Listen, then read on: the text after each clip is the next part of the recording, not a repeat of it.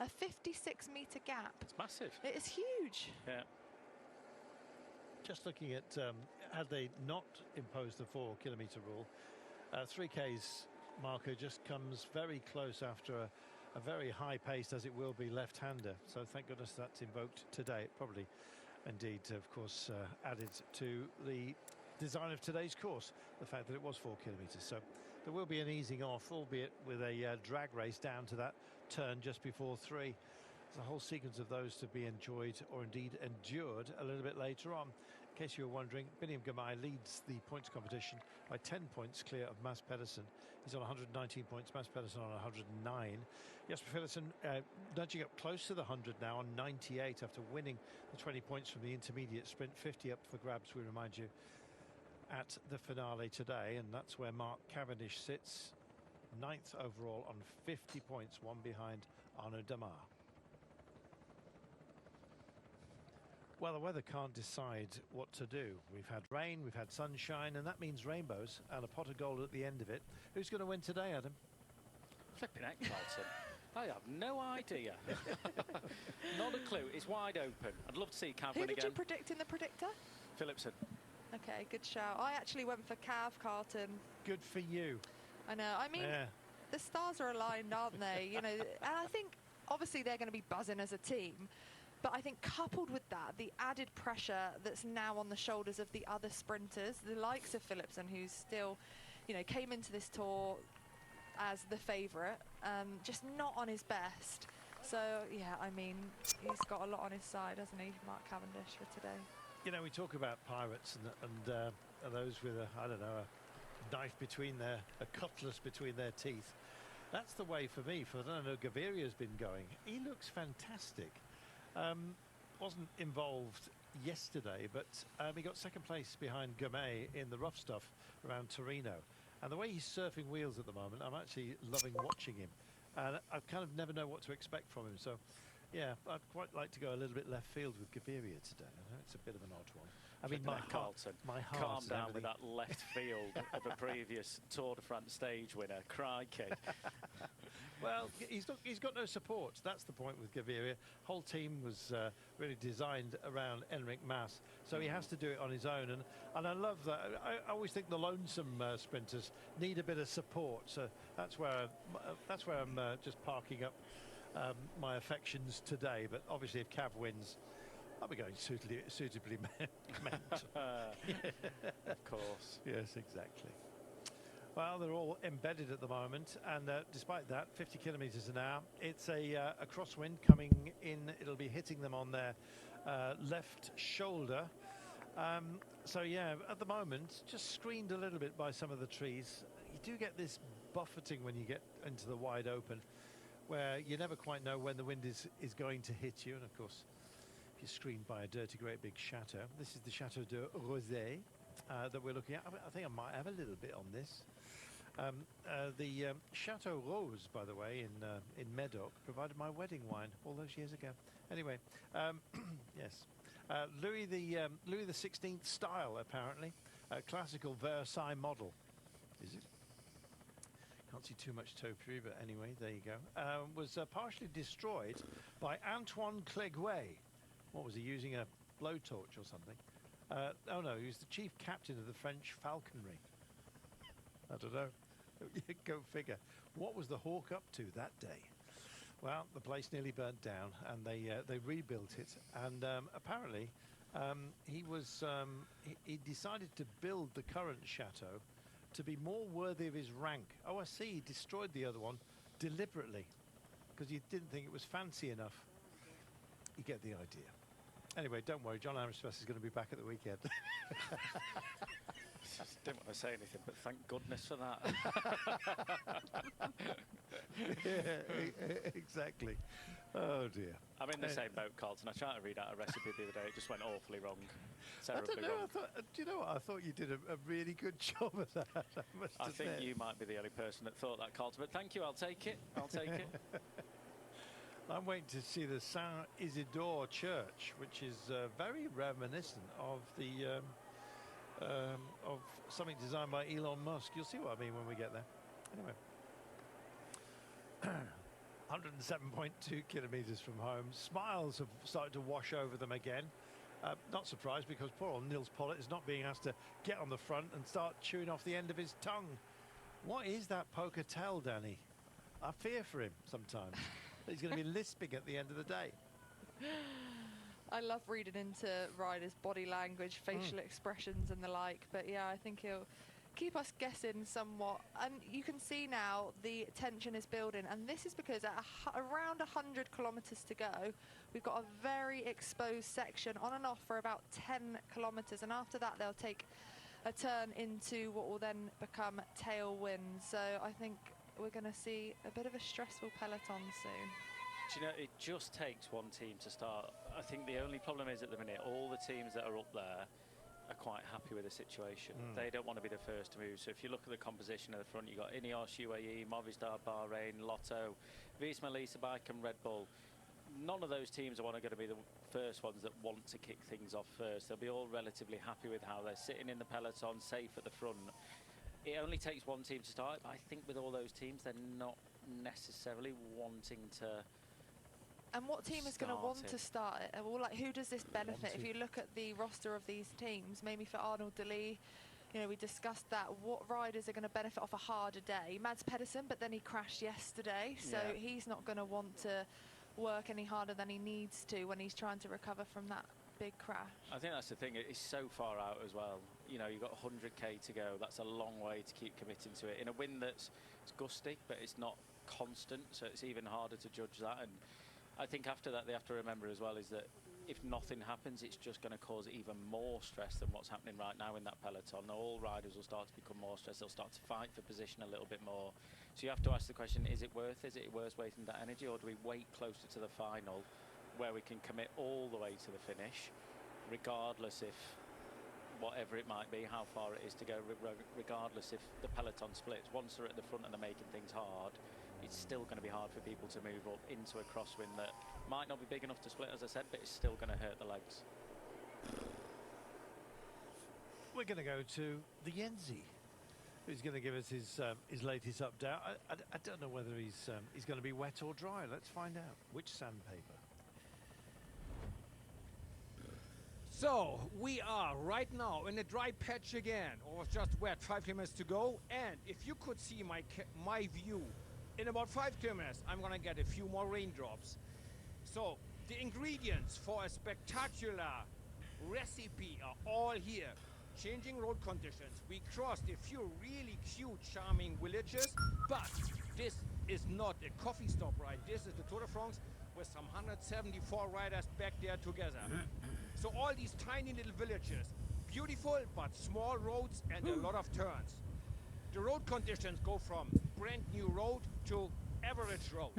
The wind goes from, oh, I don't feel it, to actually it's blowing really strong, really good right now. So everything is there. All it needs now is a team or a rider to light up that match and start the fire, and we will see a dramatic finale.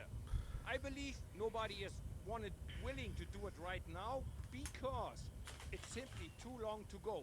No team feels we have the horsepower to ride 85 or 80 kilometers en bloc with the entire team together. So they're all going to be waiting for, let's say, 30, 40 kilometers to go. I promise it will be absolutely nerve-wracking finale, but in a moment, it's kind of like, I don't hurt you, you don't hurt me, we all watch each other, but nobody wants to go first. And back to the commentators. Beautifully teed up for us. It's that sense of unpredictability, Danny. Yeah, of course it is, and again, that's what makes it exciting for us, isn't it? Because we don't know what's going to happen, and sprint stages are always so hard to predict. And like Adam said, with the speed of the wind, whether it's hard enough to split, what teams want to do, and that's what makes our sport so exciting to watch. Just looking at security trying to get through here. A lot of people occasionally dial in and say these motorcycles are making a real nuisance of themselves, but they're for our safety, Adam. They're the ones that are making safe the roads and making sure that the junctions are locked down for the riders to come through safely, and they've got to get past them first to be able to close those roads down. They do indeed. Sadly, Carlton, that motorbike's a camera motorbike. Well, there's three of them, And, to be fair, but anyway. I think the camera motorbikes, you know, on a route like this today, they have certain points where they can nip off, but they want to be in front of the peloton. They take the pictures, come back, and then they'll jump off or try and go ahead of the peloton again. But when it's like this, it is so difficult to get past. You can see the motorbike just at the bottom of your screen, just going backwards now. So they'll get the call through from one of the regulators on the motorbike, and then they will give them the go-ahead if they think it's safe or not. But they can only see what's in front of them, really. They have to guess when it is. And coming into a town, you're never going to get through anyway. And when the peloton's like it is, there are moments when you do have to squeeze through. So the riders respect that, but also they must respect the riders when it's a tense moment coming into the town. Just back off. And it's after this town where it becomes exposed. Yeah. So, you know, like Adam said, it's the safety is paramount for these riders, but it is their bike race at the end of the day. So they don't want a bike coming up their left-hand side when they're all fighting for position. They don't want to give that position up at a critical moment. So of course there is that respect for motorbikes as they try to come past, but it's that mutual respect which they need to have. A rather Moorish look, I must admit, to the Church of St. Peter and St. Paul here. It's rather beautiful, I must admit. Looks like there's been a spire off in the locale here. Obviously had some money to spend in the past. It's also been a big fire. There has. Gosh. Yeah, doesn't look like that long ago either. Just dwelling on a dukedom declared. That was a nasty little squeeze as well. Plenty of whistles blaring, as you can see. A pennant man as well, just saying, watch out for this. Sleeping policeman. And look at the hand signals going on. They're raining in here, Adam. Yeah, they will do, and they'll get the updates with the team cars, some team staff going out in front and relaying all this information back to the teams. All have it now. They can look at Veloview. They've got the road book with the points that are dangerous in there, but just re-emphasising it to the team car at this kilometre to go. There is a dangerous point. You need to be right up towards the front. Matty Mohoric just accelerating ever so slightly at the front of that bunch. Ineos Grenadiers reacting to it. So there are dangerous points coming up. Feedback. Sorry, feedback. Gone awry. A powder flare. An idiot. Anyway, yeah, Henry IV decided that he quite liked the wine round here, so he bought the vineyard, the Givry Terroir. Royal Connection, that's what it was. I was speculating as to what the royal emblem was on the old arch, just where it had been burnt down. Something on a barbecue gone out of control. Yeah, the Côte Chalonnaise apparently was favoured by Henry IV. Thought that's a nice drop. I'll have some of that, because that's how he spoke back in the day. Well, not quite sure what the pink piglets are representing here, but it's a fine inflatable outfits there. Or maybe not. But they're quite happy that it's not too hot today. Yeah, exactly. Looks like a onesie I could fit in. Anyway, we've got about 100 kilometres to go. And the wind, let's have a look. Oh, 18, it's picking up. We're getting there. We're getting there to the magic 19 as an average. And indeed the gust they're in. And here we are. We come up out of town. Little wide open range, Adam, for us to deal with. And they're all wise to it.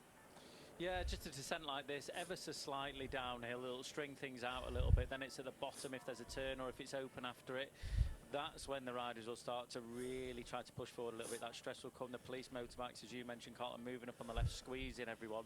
If there was a really dangerous point right now, they wouldn't move. They wouldn't give them that room because there'll be such a fight behind. But you can just tell by the way that they are slightly relaxed behind. They are slightly just, you know, letting those gaps open up a bit. It's not too stressful, but that'll be the riders that, you know, the stage hunting later on in the race. They don't necessarily have a GC guide to really protect today, or a sprint they really have to protect. So Van der Poel towards the back as well.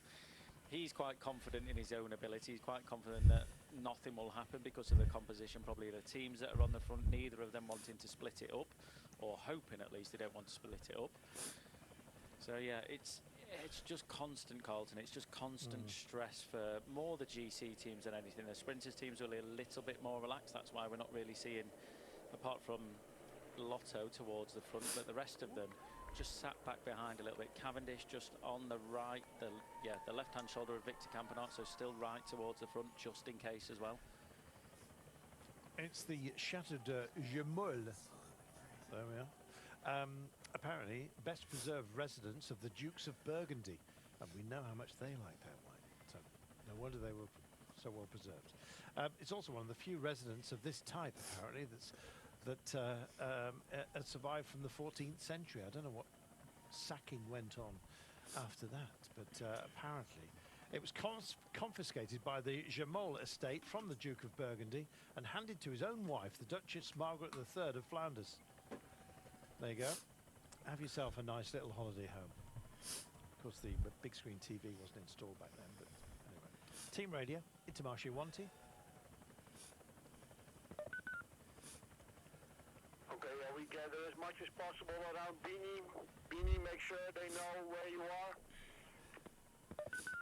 He's the man. He's taken an advantage in the intermediate sprint for his nearest rival, and that's Mads Pedersen. And as a result, he's increased his lead in the points competition to 10. Winner of the intermediate sprint, Jesper Philipsen, is just nudging up towards the 100. He's on 98 points, but you need 117 if you want to make a big noise for green a little bit later on. There is 50 points up for grabs at the finale today, let's not forget. William Gunay wears green, magnificently so. Look at that. It's interesting that they say gather round Binny. They obviously just mean right towards the front, but most of his teammates are there, but quite far back, as is Adam Yates. You just see every time they come out of a roundabout, there's acceleration from each and every one of these teams, just trying to make sure they hold that position at the front. Tom Pidcock on the right-hand side, Jorgensen coming up along him from Visma Leaseback, trying to get to the left-hand side of our screens, back to his teammates. It only takes one team, Carlton. It just takes one team to give it that big hot tour and really go for it. Well, it feels like it's going to come, doesn't it? It does indeed. Yeah. Look how serious life is at the front. Cleito getting a little bit twitchy as well. He's always got an extra sense when it comes to moments such as this. Little rises and falls. They start to look at how trees are screening the road, how the corn's moving, I guess you might say. Well, let's see how it pans out, shall we? Julien Bernard. Yes, went very close in the French champs, didn't he? Quite work out for him. The jersey heading off to the shoulders of Paul Lapera. And meanwhile, well, you saw the 4 helicopters resting up with the work time directive. They've got to have their lunch, for goodness sake. And it looks like they're back airborne again, which means we've got these gorgeous swooping shots for you, which almost seem to magnify, Danny, the pace of everything. Just held up at the moment, but you feel like it's going to go. Yeah, I'm not sure. Here we are. Adam's laughing at me here. But yeah, I mean, this is one of the most exposed. Say this politely. This is one of the most exposed. I'm trying to be kind here, Carlton. But yeah, this is one of the most exposed parts here, and it doesn't look like it is going to split. You know, you've got the teams obviously trying to protect themselves and come to the front. Visma Leaseback, specifically with a couple of riders just coming over to the right-hand side to join their teammates here. But again, I just don't think it's strong enough, unfortunately, for us as viewers. But I think happily for the riders themselves that have been building up and getting themselves ready for the potential of it going bananas. Did see the flags there. It's absolutely, it couldn't be more perfect in terms of a crosswind, Adam. It could, Carl, and honestly, the way that the wind is today, it could cause absolute carnage. It is, as we saw, around that 18 kilometres an hour mark. If it was 25, 27, then it would be an absolutely completely different day. It'd be like Paris-Nice, with the big groups all over the road. It'd be ridiculous. It would be such a hard day out, but it's just the way it is, where, as we heard from Remco Evenepoel, that he was just saying, you know, with the teams that are here, the riders' forms that's here, it is going to take a huge, huge effort for any team to be able to split it, any team to be able to really make a huge difference. And for that reason, we've just got this stress with nothing really happening, just the positioning, always staying towards the front, always staying vigilant, always staying in that right position. Yes, it causes a lot of stress, but it's just not quite enough at the minute. We need to get those big gusts that you referenced of 25 k's an hour up to 30 k's an hour, maybe even more than that. If we get them, then it will change. It will naturally start to break up. What's Decathlon got to say? Et les gars, Steph, on d'avant-course, nous avons Well, Steph, who's at the head on course, is telling us that in 10 kilometres will be in a part that saw this morning open, closed, and it will be the first strategic point. And here we go. It is starting to kick off because of that slight change in direction. And as you can see, they just want their focus. And the team that is kicking off is Lotto Destiny. They've gone for it. Campanarts is starting to drive them on. And here we are. We suddenly get that tongue of the viper just licking out up the road here, 61 kilometres per hour. A complete change of complexion, Danny. Yeah, a complete change, and it is Lotto Destiny that has taken it up here for Arnaud Delis, of course, who is now on the front himself. So it would have been that communication between the teams as they just navigate that little bit of road furniture there in the middle of the screen. But let's see if there's enough wind to split things up. It's just in that moment coming into a town. 20. There's these 20 k's an hour, as you referenced, Colin, and these road furniture in the middle of the thing here. Robbie referenced this in our little meeting we did, being Lotto Destiny, that Arnaud Delis would like it hard on a day like today. He would like it to ramp up, but it's just, you can see how many riders have been fresh, waiting for it, waiting for that one team. They're all vigilant, they're all looking for it, they're all waiting for it. No one is necessarily going to be surprised by any move. The wind needs to be a lot stronger than what it is, but just look at the composition of everyone, how stressed they're getting. It's that movement all over the road. Tadej Pogačar right towards the front, barging with his teammates. Out of Fontaine, this will be exiting from a screen, I imagine, from the village, and also the planted arboretum at the side of the road here, acting as a screen. They're all marking each other out at the moment. Well, no breakaway to speak of today, and I'm just wondering whether that might actually settle things down. I think it's going to be too much pace for that even to be allowed or indeed thought of. Tadej Pogačar being picked out for you, Jonas Vingegaard as well, all the main players in the GC up towards the fore. It's about preservation at the moment, Danny. Yeah, of course it is, and you can just feel that, can't you? You can see riders on the left-hand side trying to make them their way back to the front of the peloton now. Just caught out slightly, perhaps. I'm just trying to see where Remco is still. I can see a few of his teammates. He's hard to spot. He is in that white really jersey, hard to spot. He's almost unrecognisable now. Yeah, even physically he's changed. He looks like he's shed an awful lot of weight to cope with the climbs. 2.5 kilos apparently since the Dauphiné. I saw that he'd and he didn't have much to lose, did he? He didn't really appear to have it to lose, but he looks like a different animal. And of course he blends in with the Total kit, the Intermarché Wanty kit, the Bahrain kit, and the UAE Team Emirates kit. It's kind of hard to pick out the white jersey, and because he's got a different body form, even more so. Just look at this. It's like a roller coaster ride at the moment. Gently so, you understand. There are some undulations today and some spectacular places as well. Chateau de Rouy, and yes, Rouy is indeed a wine. John Harris Bath would now, I am sure, be going into apoplexy as to our description of this, but nonetheless. Rue de Ternay owns the chateau. The Raoul de Ternay, I should say. Maybe he's a good vintner. I've no idea, but there's plenty of wine around here for you to enjoy. Basically, mark it off. Go and wiki it, and you'll get the idea. It's a massive wine estate, which is why it's preserved, because as the armies wash through here, they want their wine as well. So it never got destroyed. 320 years old. Back to the racing. You can see there's just no cover out here, Adam. If there are some squalls, they're going to have an impact. There are, yeah. There'll be, as we heard from the Wanty radio earlier, saying everyone make sure you're around Binney. You can see a couple of riders towards the back, but majority of the teams, they'll be either around their leader, their sprinter, their leader for the day, let's say, and each and every one of them will probably be wanting to be towards the front. You know, if we look at all the helmets there, generally most of them helmets, they've got 2 or 3 of them around each other, you know, teammates always around each other, and that's how it's going to be. I think for a lot of the riders you can rely heavily on your teammates, but then you look at the likes of Mark Cavendish just at the front there, like one shot we had just at the front. He's on his own. There's not many teammates around him, and he's just taking responsibility for himself. He knows that he has to be up there. He knows that he has to stay near the front, and he's not waiting for his teammates to do it. He's not relying on them. And there's a moment in time within the peloton, yes, you need your teammates, but you've also got to fight yourself. You've also got to be up there yourself. And he is right in the middle of that bunch, about 2 lines back, just keeping himself in that perfect position at the minute, just in case anything happens. And he's good at that, isn't he? I mean, there's some Wicked riders at it, that are yeah. better than navigating themselves through the peloton than others. I know for me, I needed about Another 10, acceleration. not that I could have it, teammates around me. You can just see the riders now getting out of the saddle before this little bit of technical road furniture again, roundabout to navigate through here. And I think this is what the DS from Intermarché was alluding to as we get closer to this next town. There's a bit of a technical section as well, so just trying to keep themselves safe here. But again, Mark Cavendish, one of those riders that doesn't necessarily need teammates to get himself in the right place. So like Adam said, it's about taking onus as well for where you are in the peloton. Well, nervy but solid at the moment, 48 kilometres an hour, and the wind being described beautifully by the flags. We'll come to Robin McEwen a little bit later on to describe the dernier of those and their flappability. He's an expert.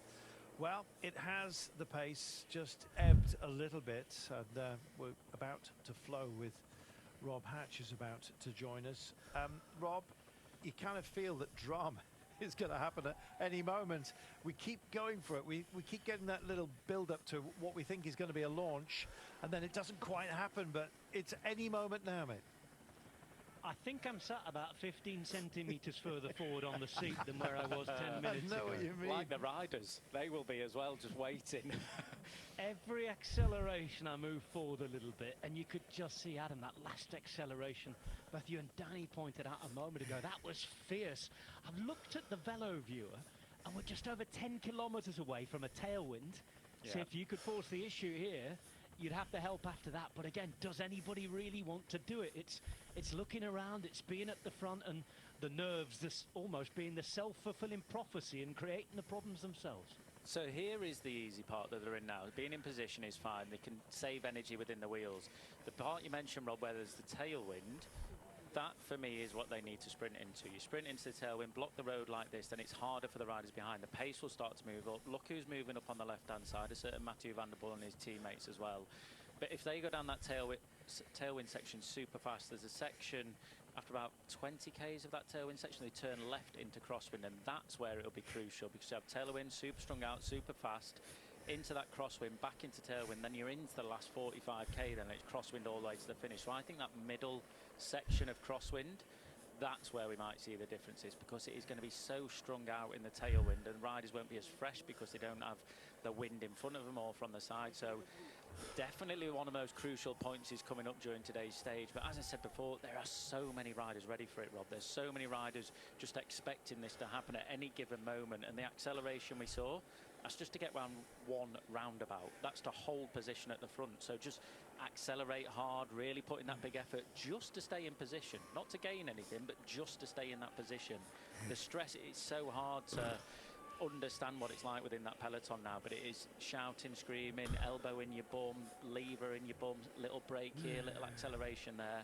And if you're at the front, it obviously minimises all those efforts you have to make. So it's crucial that you are in a good position. And on that, I'm off. You're off, moving, vacating your position. Can't believe after having worked so hard to be in the right point, just in case there's echelons, you're off back to the team car. This is not the Adam Blythe I know. I know, but I'll be there, just under the radar, being annoying. Right. See you later on, Adam. See you in a bit, mate. Bon appetit. There's Primož Roglic right hand side for Red Bull Bora Hansgrohe. His compatriot left hand side in the yellow jersey, Tadej Pogačar. Yellow jersey number 24 for him today. And we have a closer for Jonas Vingegaard, who has 27. Of course, 2 each in terms of the number of Tour de France they've won. 88.5 kilometres again. Look at this, upping in pace here, Danny. They're coming through a town. It's the fight for the right position as they go in and out of every corner. The road narrows, then it widens. There's excitement with every pedal stroke, and there's still 88 k's to go. Yeah, there really is. UAE now pushing towards the front to make sure they're in a good position. And you can see through here just the change of direction in the roads, the narrowing as well, just makes it that more nervy, doesn't it? You can see how much more narrow it's become here. And then, like you were saying, Rob, at 77.6 kilometres to go, they'll turn right into that tailwind section. and then have around just over 10 kilometers before it turns back into a crosswind. So it's going to be so hard once into a tailwind to move up again, and that's why every single rider now here towards the front needs to maintain their position on the road. The envelopes constantly being pushed, the boundaries being reached and overpassed, and that can provoke accidents and problems as well. That's the other danger around every corner here today. Stage 6 of the Tour de France, 87.5 kilometers to go. Hardest through our latest town. Into Beaune here. On our way to Dijon today after having left Macon. And on the right, as we look at it, white jerseys of UAE Emirates. Yellow helmets on, they lead the team classification. And of course the yellow jersey on the back of Pogacar, who leads the whole thing. 45 seconds is margin over Remco Evenepoel, who's in the white jersey. Stood up quick step, much further back and not showing their faces at the front. Almost seems strange to see a day what could be dominated by crosswinds and not Robbie McEwen. See a Belgian team right up there in the shape of Soudal, but your old mates from Lotto are there. Well, maybe that's the thing, Rob. They're Belgians. They say, wind? That's not wind. Having said that, I have a bone to pick with you. I mean, you went back to visit your Belgian family the other week. I think you took the Gold Coast weather with you, didn't you? Because we logged on for a little pre-Tour de France briefing, and there was Mr. McEwen on the beach, glass of rosé in hand, and I said, oh, that looks nice down in Australia. No, I'm in Belgium, mate. What? Yeah, I was in Knocker. It was, very un-Belgian weather. But, I mean, you guys had that heat wave across here as well. Oh, Rob, you've always got a heat wave down where you live in Mallorca. But yeah, it was a wonderful day. I got a bit sunburnt. Can I just set the scene Said here? no We all one log ever. on to this call, very professional, getting ready for a nice little intake, the bit of inside information from one of the DSs. Then Robbie logs on, he's topless on a sunbed in Belgium with his sunglasses on, sipping some wine, making us all very, very jealous indeed. Well, we each have our own versions of professionalism. Clearly mine's different to yours, Robbie. And this is the version being employed at the front right now by Visma Leasebike, Robbie, because they're up there, they're on the radio, left as we look at it, fighting to keep the place on the road, because it's right the turn that's coming up. Yep. It's getting more and more critical now. No glasses of rosé, shirts on and all. You can see Cav as well, just to the left-hand side of the screen. Just got a couple of teammates around him, one in front, one behind, just making sure he's well positioned here as well. You can really feel this now. It's been all day, hasn't it, though? Just purely the threat of some crosswinds, wind gusts at any point. They're at Lots the ready of all these day. messages. Yep. Be aware, guys, that Bahrain and also part of UAE sat directly behind you, okay? So on one moment they're going to try and squeeze to get through. Really important those guys in the back position that you're able to block there, okay? And that's the view of sports directors watching this on the television, but crucially, Robbie, on delay. Yeah, well, that's the thing. The radio communications that we get and we see, they do wait a little while to put those through, and that's at the behest of the teams, because they say if we're going to say something that is in a little moment there, just off the edge of the road. Watch Ben Turner here That as was, well, number Kwiatkowski. 38.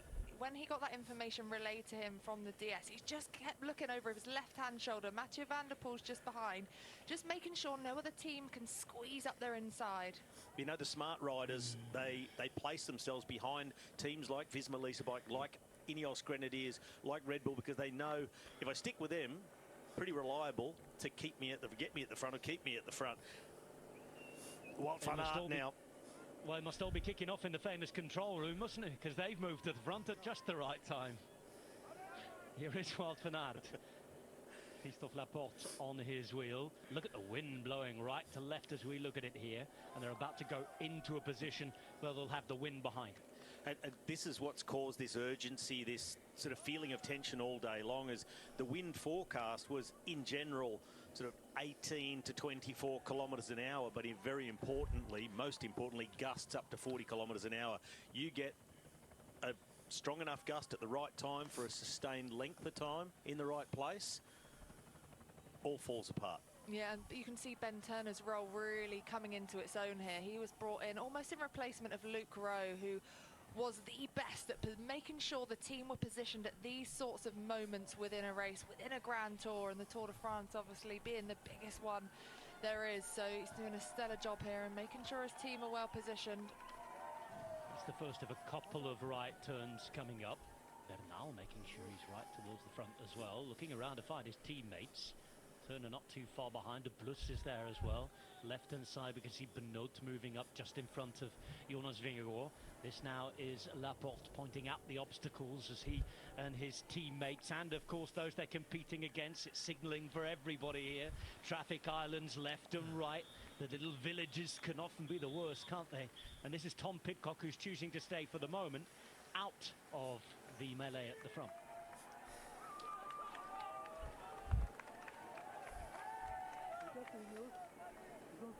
Big job being done by Bernal here.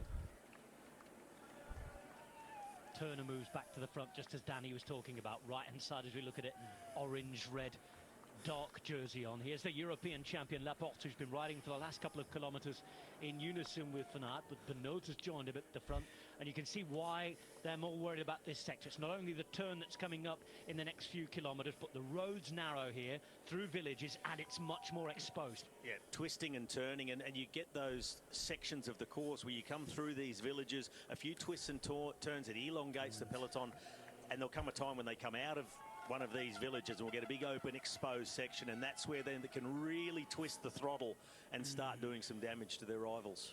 Jonas Vingegaard in the first few positions here. The yellow jersey Tadej Pogačar, Danny, all the way down in about 30th position. And look how long the line of riders is here. It's a big job to get from back to front if there's a problem. It's a huge job, and yeah, Tadej Pogačar a little bit too far back, in my opinion, but he'll do what he can to keep chipping away at those placings. And look at this. It's almost probably 500 metres here between the front and the back of the peloton, and these riders at the back have got a huge amount to make up. I'm going to say this is the type of stage with these conditions, maybe not really blustery enough to cause havoc, but this is the type of stage that maybe the other teams have identified. This is where we can get Pogačar under pressure, because their team is absolutely stacked with star climbers. But outside of that, you've got Tim Wellens and Nils Pollitt. He's coming up, though. Yeah, he's coming up, and he can handle himself in a bunch, let's face it. But that's maybe their one vulnerability. They don't have a whole lot of firepower to look after Pogačar on a day like this. And it might not be that they can get rid of Pogačar today, but they want to just have him under pressure the entire time. That death by 1,000 cuts. Just keep plugging away. Maybe you'll get a day where he's not paying attention, something goes wrong, there's a split, but if you can just gradually wear him down, that's what it's about too. Making him work harder the day before the time trial too. That's what makes the best Tour de France rider, though, doesn't it? Ultimately, they have to be able to do it all, and that's what makes it so impressive for these GC guys who generally are the lighter riders, maybe not as powerful on the flat terrain in the wind, but they have to be able to do it all. Yeah. It's Paul Lapeyra, French national champion. May well have had a mechanical, and obviously not the best time to get back on if that's the case. He's got his team car in front of him. Now keep your eyes on this. Here it is exposed. There's one or two wheels opening up halfway down the peloton. If you're caught in the second half, Robbie McEwen, alarm bells are ringing. If they're not, they should be. Oh, no. And here's Mark Cavendish. It's a mechanical for Cavendish, and those splits occurring up ahead. It was all fun and games yesterday. It was smiles and happy faces here, though. There's a real job to do. Yeah, real poor timing to have a problem, but you don't get to choose. That is the problem. But yeah, fractures appearing now in this peloton. And just, you look around, the flags up at the top of screen. Yes, there's a breeze. It's not it's not blowing a hoolie by any standards. But if you're Mark Cavendish, this is going to take a lot of energy to come back. But with his experience, everything he's gone through in the Tour in the past, as well as all the other races he's ever ridden, he's not going to panic. He's going to cruise along, wait for the team car, get himself right onto the bumper bar, try and ride his way back. And There's the also split. There's the split, Robbie. Sorry to interrupt, but look at this. It's really opening up now. There's a group forming at the front behind, a little bit of hesitation as to who's going to pull. You could just see at the back there are a couple of blue and white jerseys. I don't know whether they were Movistar or Sudal Quickstep. They made that little bit of an effort to make it on, and now they're actively trying to split this and move it up. It's the yellow jersey, the race leader Tadej Pogačar, the world champion, of course, who is Mathieu van der Poel. They're all getting involved here. Oh, that's the best way to protect yourself in this situation, is be involved. Because if you're trying to just sit on and save all your energy, you end up getting shuffled back, and eventually you'll find yourself on the edge of the road getting no protection. So you might as well be one of the aggressors, especially if all your rivals are doing it. But Evenepoel, he's pretty calm, cool and collected back here. A couple of his teammates who tried to try and close the gap to get behind. They're about to turn right into a tailwind, and if you've got a gap, the tailwind to help you along here. This is a key moment in the race. If you're stuck in the second group, the gap is growing to it. You might not see the front again. You might not, and that is going to become very stressful. Look at the gap now. This is a really significant gap that's formed, and like you said, Rob, we're going to turn into a tailwind, and it's going to make it really tough for these riders to get themselves back on. We're just going to try and look through this group now as to who has missed this split. A few UAE riders, but they're in sort of dribs and drabs. There's no one team who's absolutely trying to take control and chase, which would say that most, if not all, leaders are in this front group. Yeah, you can see Jonas here, Tadej Pogačar's obviously here. Ineos are happy with this. They've got Carlos Rodriguez in this front group as well. Yep. 18 seconds and growing, Robbie, approaching that right turn away from Bourne into the next 10 kilometres of tailwind. But then there's a left turn, and it's crosswind once again. This really doesn't stop now until the finish. Yeah, there's nothing really to stop the momentum of this front group. It's ideal, the situation where you've already split it. You want to be turning into a tailwind if you're going to be turning at all. Then it's back into crosswind, tailwind again. So this could potentially go all the way to the finish. It's after a while this group will start to sort of really take a look around and say, have we caught anybody out? And that's when you may see just them ease off the gas a little bit, because if you haven't caught anybody out, why buckle yourself? Just in terms of sprinters, as well. Yeah, I'm just about to say the same. He's in the group. He's in the group. This is the second group, 25 seconds and growing. Cavendish, of course, having had that untimely mechanical. In fact, this is the leading group now, 25 seconds in front. Duli is in the group as well. Germay, who you spotted, I can see Aramburu as well, who's fast enough. Gaviria's in there for Movistar too. And this is Pogačar on the radio, I guess, checking who's present and correct from his lot. Yeah, and that'll be the role of the DS. You just saw him talking into the radio there. So the DS will be on the radio to all of these riders, just looking at the composition of the group. And like you said, whether it's worth pushing on with this. Have they caught anyone out that it could be critical to keep driving this one forward? Geraint Thomas there as well, just with a gel hanging out of his mouth. But Bora, Red Bull are going to be happy with this one too, having Roglic. So the big four are here, Rob. Yep. Remco also pushing his way forward now, just hanging around the front, making sure he's staying safe. Ackerman's made the front group as well. Not too many UAE riders in there. Of course, we have seen that Pogačar's there. I've seen too that Soler was definitely one of the riders caught out the back. This is the second group now. Yep. Michael Matthews caught out in this group. I'm getting the impression now. Tim Wellens in this group as well. Yeah, there's a number of Almeida's UAE in this group at 132. So this is slight advantage Visma, because UAE would be losing riders Simon from Yates, the top of the GC. Simon Yates has really lost time. Groenewegen. Groenewegen in this group as well in terms of the sprints today, while Pauls has just been spotted. Adam Yates is here too. In fact, Tadej Pogačar, he might be almost completely isolated from his team at the front there. Mats Pedersen here, number 45, also in that second group. To be expected. I was taking a tumble at 70k an hour yesterday. It's amazing he's still in the race, let alone now being able to ride his way up into the main group. I'm looking at this group. UAE Emirates are easy to spot today. They have the yellow helmets. In this front group, there is only one. It's Tadej Pogačar against the world. And UAE Emirates have to be very, very careful. He's looking back here. Tadej Pogačar has made the front group. He's in that split, but he is the only man from his team in this group. Okay, there's no immediate danger for him, but if he has a problem, He has a mechanical. If anything happens, then the Tour de France could be in play today on a day where we expected a sprint. He's entering the danger zone, and this is where they would have been relying on the likes of Niels Pollitt and Tim Wellens at least to be there. The others, yes, you can sort of find an excuse for them not being there when it hits the crosswinds, but in all honesty, it wasn't like it happened with a bang. It's been a slow burner. You just had to be riding position, and they've taken their eye off the ball and left Pogačar completely isolated. Yeah, there's no excuse for that. To have no teammates as a yellow jersey wearer, UAE, the strongest team without a doubt coming into this race. Just going back here to Mark Cavendish. He's got a teammate here. He's in conversation with the commissaire, so they may have just given the infamous whistle and the hand signal. No more sitting on so close on the back of your own team car for extended periods. Meanwhile, at the front, 73.8 kilometres to go, almost getting towards halfway until we turn into more crosswind. It looks to have calmed down a little bit here as everyone's on the radio checking who's present and correct.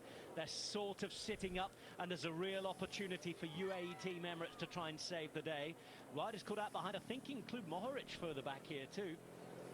Yeah, plenty of them caught out. You can see Tim Wellens, man in the yellow helmet, right of screen, also swapping turns at the front of this group in the chase. They need to get back to that front group in this tailwind section before they hit the next crosswind. If it kicks off again without them, that could be it, and leave Pogačar totally isolated the rest of the day. And we see the irritation from Mark Cavendish, just being so closely policed by the commissaires, a TV motorbike.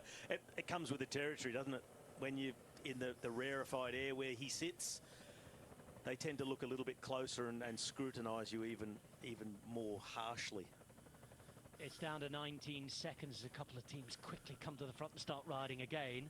This will be a great position for the rest of the GC teams to try and put UAE under pressure, not just because of the time lost, of course. It's the uncomfortable feeling for Pogačar being all alone in here, just in case, what if. But as it stands, it's coming back together rather quickly, and a big effort is being put in behind to try and close this gap now before we get to the next sector. And if you imagine that UAE will be being told, do not make the same mistake again. Well, they've got another 8 or 9k to get themselves back into this group before they make a left-hand turn. A short section of crosswind after that before they turn right again into a tailwind. Looks like they're going to get away with it for now.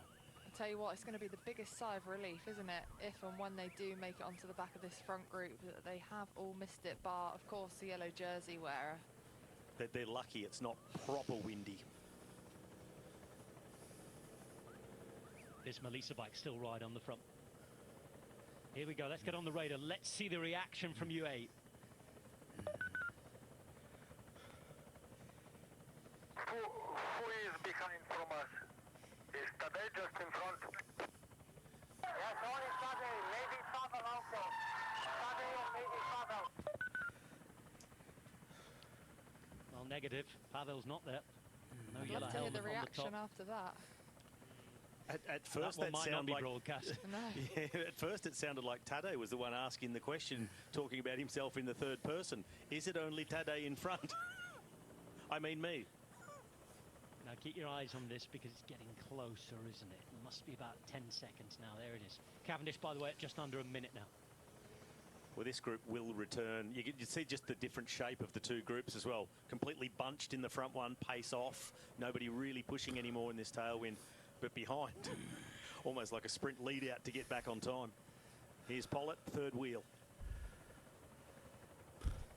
Just getting him in there will be a huge victory, wouldn't it, for UAE? Not even thinking about riders there in the general classification, such as Almeida and Ayuso. They are going to get back, it seems, just in time too. Here we go. 10 metres, 5 metres, and contact. They are back. The day has been saved for now for UAE Team Emirates. Still a bit of work to do. Get themselves in position now, back up around Tadej Pogačar and try and weave their way through towards the front of this group where Visma Lisa bike not missed a beat. They were the aggressors, but they were in position for a long time and then used everything. Oh, there is a real moment for Jonas Vingegaard. With Lumpy and Lompard not too happy.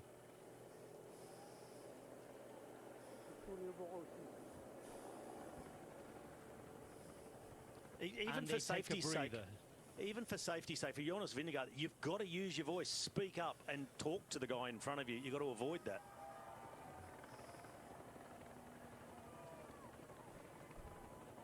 "70 kilometres to go." It's the first moment for a while where there can be a bit of an intake of breath. Pogacar isn't going south to meet his teammates. He's very much staying where he is. And you'd expect that. His teammates now, at least one or two, have to try and get through somehow to the front. Cavendish is back in the cars, which is good news for him. No teammate now, though. We did see him with a teammate beforehand, but he is able to use the cars now, pick them off one by one. That you can see number 13, the car of EF. So he's slowly making his way back into the peloton here. We are going to have a crosswind, though, again in around 4 kilometres time.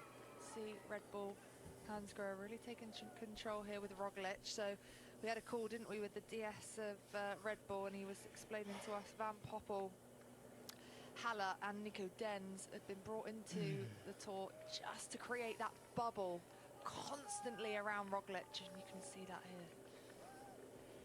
They were one of the most impressive teams, weren't they? Red Bull Bora Hansgrohe had big numbers in the front, as you say, led by Van Poppel. Now, Wellens has made a big effort to get up towards Tadej Pogacar and into about 5th position on the right, as there's another mechanical issue now. It's time for Goudon. In fact, it's Gal, pardon me. Oh, no. And that is an issue, because if it's going to kick off again, there could be more time shipped in the general classification. Yeah, Felix Gao, of course, the GC rider for Decathlon AG2R. Sam Bennett, though, a good option for them today.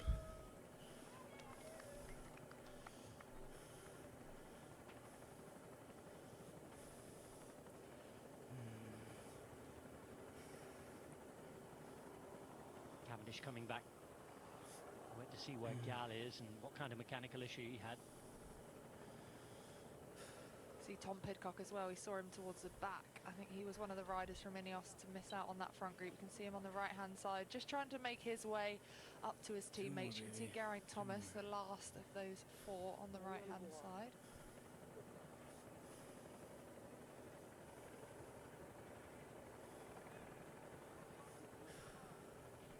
It's tense and nervy.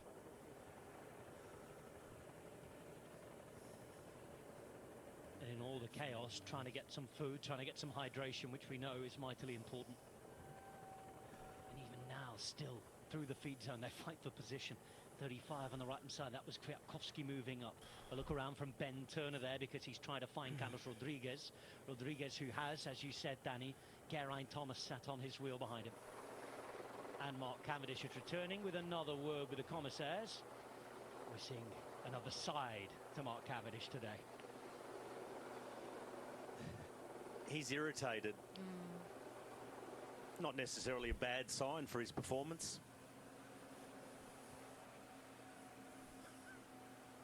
A very warm welcome back to television viewers as Mark Cavendish returns with a word for the commissaires.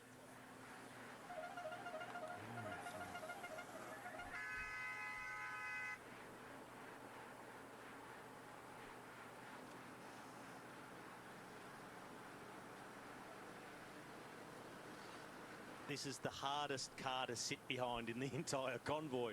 Nothing on its roof. It's a lower profile sedan. Doesn't give you that slipstream like a station wagon does, or an estate, I think you might call it over here. Station wagon. Yeah. But you're going down to the bottom. Okay, and we'll even include the Europeans and call it a break. Not me there. Me Mind too, you, Rob. you are talking to the man who doesn't have a driving license. 66 k's to go. Does that stop you from driving a car? Yes. It should do. I hope it does. Thankfully, for most people, it does. Rob, you're driving the commentary, so, you know. You're unlicensed for that too, aren't you? But you do a good job. Thankfully, I think the consequences are much more benign if it goes wrong. Should have ate more today. Here we go at the front. Again, the nerves build. Even trash food would have been better. Get Red Bull Bora Hansgrohe there again. A couple of radio communications, making sure everybody's present and correct. This Melissa bike, they've been infallible in all of this so far. Left-hand side. Benud's been right up there. Vingegaard sits in third wheel. Well, the Star had quite a few bodies in as well, didn't they? They were good with Gaviria. Aramburu, the Spanish champion, was there. Led by the former Spanish champion, Oyer Lascano. Last one, dude. EF Education easy post, this time trying to get more bodies into the front split. Healy's not far away. Big Costa, he missed out last time.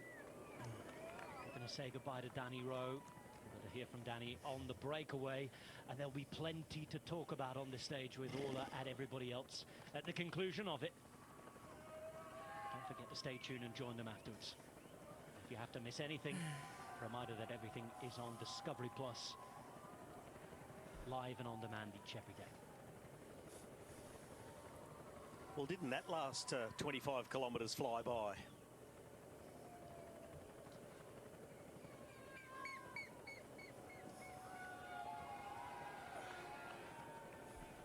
Watching it intently with Sean Kelly. We'll let him finish wolfing on his energy gels and bars before he comes back, and he's going to need them all because this is non-stop at the minute. Bahrain victorious do not want to make the same mistake this time, Robbie McEwen. They've got riders to the front. They want to keep their men to the front, notably for today, Phil Bauhaus. That's what you tend to see when teams, individual riders have missed a split like that. They come back to the front and they maybe end up doing a little bit too much when there's nothing happening. They're so nervous about missing the next one, they prop themselves right up the front. They're all eyes, all ears, and then nothing's going on for a bit, and you've just got to keep that concentration all day on a day like today. As Red Bull, Bora are doing on the right-hand side with Primož Roglič. Opposite side of the road, his old team, Visma Lease bike. Ineos are right in the middle.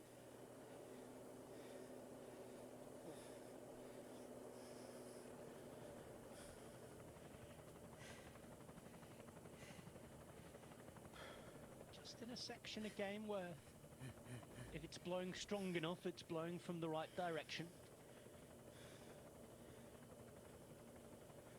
But it seems to be more nerves than anything else. There's an illustration of that. 18 kilometers per hour, sort of on the limit really of being able to push it and do it. Yeah, they're just on the next part of the course that could have a little bit of crosswind. It's going in the right direction, but as you can see, it's heavily forested at the moment on the left-hand side. And they're just riding behind a bit of a ridge line as well, so not getting buffeted by the wind. And in another 5 kilometres or so, they'll turn right again into a tailwind, which will bring them through in that pretty much that same direction until 44 kilometres from the finish. And it's back to the left. Open sections, wind from the left. Let's see what Jens has to tell us about it all. The tricky part today is for the teams and the riders to stay focused without burning energy, without being in the wind too much. Ideally, you want to be 10 to 20th position all day long, but every single one wants to do that. So there's this constant washing machine thing going on. You get flushed to the back, you move up to the front. Riders use a lot of energy just to stay in a good position, and you always want to be ready, but you don't want to be in the wind. So it's a fine line, and right now we have again perfectly 90-degree wind coming from that side, and the wind is definitely strong enough to split it back up again. Roads quality are mimi, and the road's a little bit smaller. So for sure there will be stress on everyone. The tricky part is to keep your powder dry for the important part at the final of the race. Back to the commentators. I'm not sure I've ever heard of road quality, mimi, but I'm not exactly sure what it is, but I assume it's not of the very highest quality. Doesn't seem like it, does it, as we see Valentin Madouas. He has an issue going back to the car here. Just in front of him is Javier Romo, and then Mark Cavendish with his bodyguards and helpers, including Mikel Marco and Davide Ballerini. We're in the Département de la Côte d'Or, And well, we've got our own golden Gotta boy go, back got a with dinner us to now, go to. Mr. Sean Kelly. Thanks for His watching. energy gels. He's Subscribe, like. Check you guys tomorrow.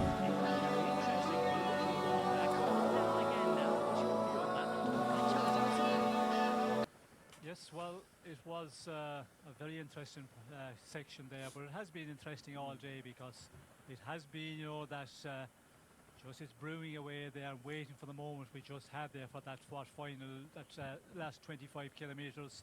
And it's still going on. You can see here the way, you know, they're all just keeping their positions. And yeah, for some it's a horrendous day, for others it's not so bad. And you can see Pogacar, as you mentioned, Rob, he was isolated there, but